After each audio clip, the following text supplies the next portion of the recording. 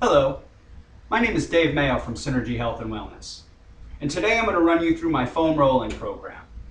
Foam rolling doesn't really require a lot of materials. A foam roller and a tennis ball.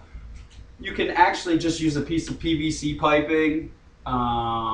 You can pick up foam rollers for $20 at like a Dick's, or you could also just buy one online. They sell really cheap ones that are not quite as dense as this. This is actually a piece of PVC pipe rolled with foam. I like this one. I like having a slightly more dense roller just because if you're a little more muscled, you're going to want a more dense roller. That way it breaks up more of your problem areas. So why are we foam rolling? What's the point of foam rolling? Well, foam rolling is a way of preparing your soft tissue to be lengthened or stretched. Most people will stretch, but they won't bother foam rolling. And this is problematic because there's actually a type of connective tissue that runs through your muscles called fascia that doesn't respond well to stretch. It responds more to pressure, such as massage, which this is exactly what you're doing with a foam roller. You're basically giving yourself a massage. So, to begin, we want to start right here on the quadricep. Start at the top of your hip and just make your way up. As you start to feel spots that are painful or sensitive in another way, maybe they're ticklish, you're going to hold it on there. Give it about 10 seconds. If it loosens up before 10 seconds, you might feel a little pop. Then you can move along. But after 10 seconds, you can probably move past the spot and just keep going. You don't necessarily have to keep the front of your leg on the roller. You can kind of rotate your leg to find other spots that are more kind of diagonal rather than directly on the face or the sides of your leg. And you're holding it. So what are we doing specifically when we do this? We're breaking up scar tissue in the fascia, and we're also breaking up knots and adhesions in the muscles. And those will restrict you from stretching properly. Now, the scar tissue forms when you have higher levels of inflammation and there's not any tension going through the muscles. So since we sit a lot and we eat a relatively inflammatory diet, your fascia will respond by laying down scar tissue. And you may have felt this before when you've sat for, like, say, 4 or 5 hours without getting up. You'll feel a lot of tightness in your hip flexors. And what that is that's the fascia having laid down scar tissue. And what we're doing with this foam roller is we're breaking it up. And good, we've gone up and down between the hip and the knee 3 times, looking for spots and stopping on them. Now we're going to go into the adductors, which are on the inside of your leg. We're just going to go just like this, looking for spots in between the knee and the hip again. Now, one of the more interesting things you may not know about the fascia is that the fascia responds to stress by tightening up. Now, this is actually beneficial if you're being chased by a lion. It gives some structure for your muscles to pull against, and it also allows more tension to go through the muscles without them snapping. The problem is your body doesn't discern between physiological and psychological stress.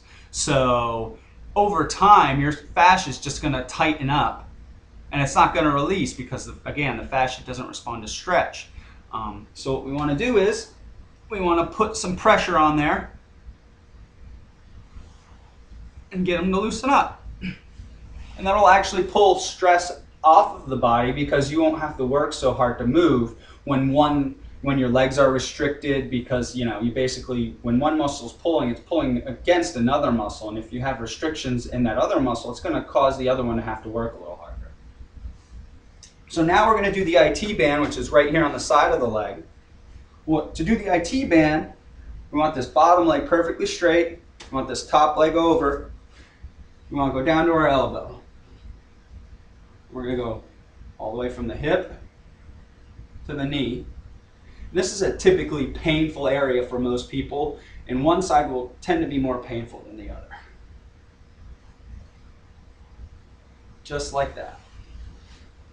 Again, up and down 3 times, and then you can move on to the next spot, stopping when you have areas that are either tender or ticklish. So now we're going to do the hamstring, which there doesn't tend to be a lot of stuff in the hamstring, so you'll more than likely be able to just roll up and down 3 times. Then move down to the calf. Calves are an area that are typically painful for me. I'm kind of more forward, and I do sprint a lot, so my calves get a lot of adhesions. So when I do them, I kind of turn my leg to kind of get some of those other areas.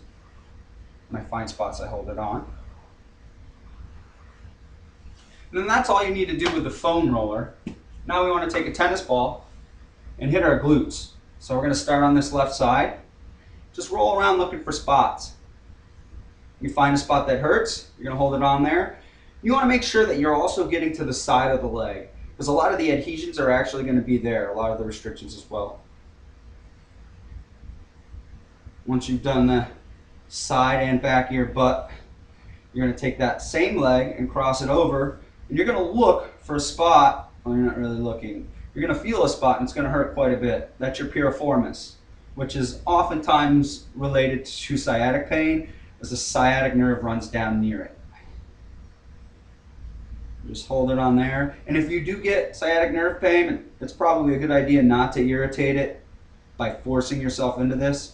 Same with all the other stuff. If you have a lot of pain, it's not a good idea to force yourself into the roller. You kind of want to pull yourself off a little bit and try to get some of the more superficial areas with a lighter pressure. And once those break up, you want to kind of push in a little harder.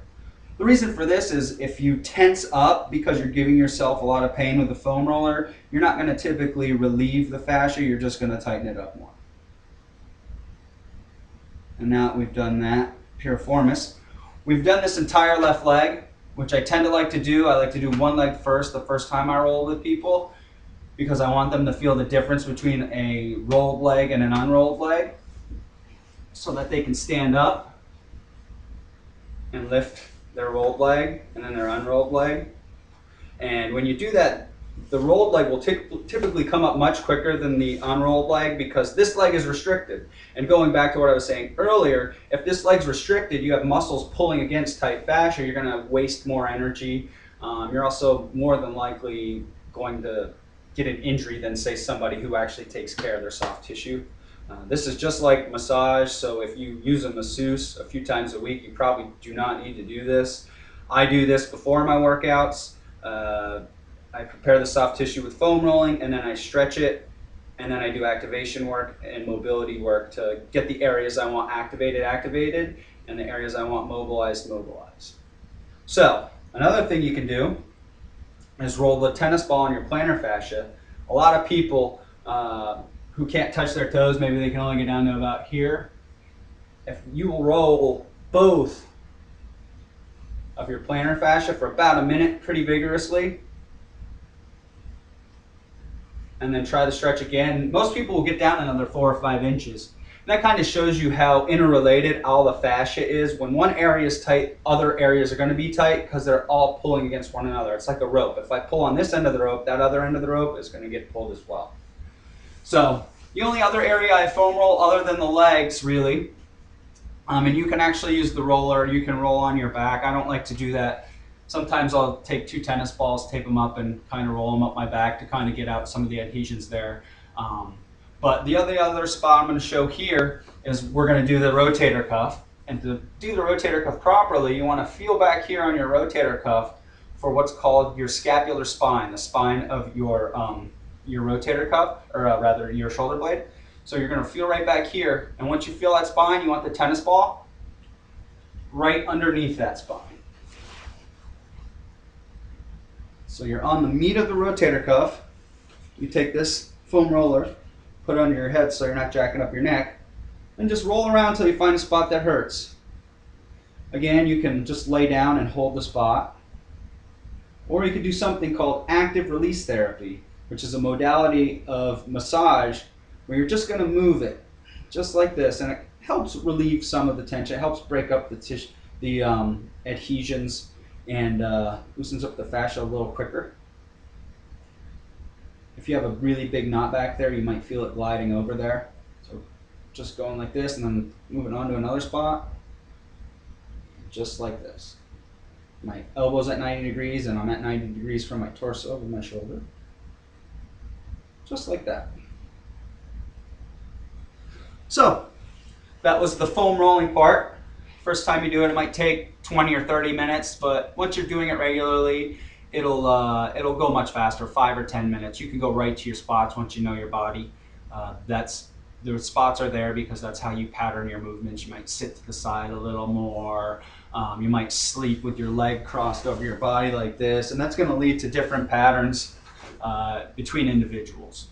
So I start with the foam rolling, I move on to the stretching, which will be the next video, and activation with mobilization, and then I'll exercise. But you can also do it to where you do all that other stuff other than the activation stuff afterwards, which actually helps with recovery. Or you can do it just like I'm doing it today in my living room.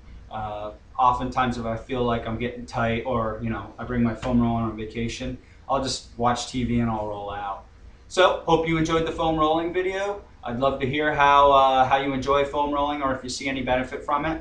So give it a try 3 times a week before workouts, or on its own, maybe just to get yourself started moving a little more and pulling a little stress out of those muscles.